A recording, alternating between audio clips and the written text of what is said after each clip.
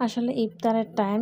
তো একটা দোকানে ঢুকছিলাম তো একটা মগের জন্য। দেখেন মগগুলো কত সুন্দর সাজায় গোছায় থুয়ে দিছে, তাই না? অনেক ভালো লাগে যারা স্কুলে যায় বা এদিক সেদিকে যারা জিম করতে যায়, পানি নেই। বোতলগুলোতে করে পানি ভরে নিয়ে যাইতে পারে। তো বেশিরভাগই বাচ্চারা টিফিনের তে পানি দিয়ে দেয়।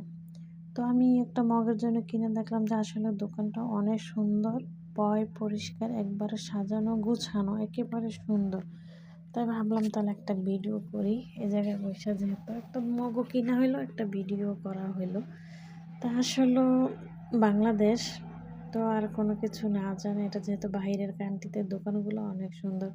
এই যদি বাংলাদেশ হইতো আসলে কেনাকাটা ঘর একেবারে ভইরা থইতাম। আপনার সাজানো গোছানো জিনিসগুলো আমার খুবই ভালো লাগে। কার কেমন লাগে আমি জানি না। আমার কাছে কিন্তু খুবই ভালো লাগে সাজানো গোছানো, পরিষ্কার, সুন্দর, তাই না?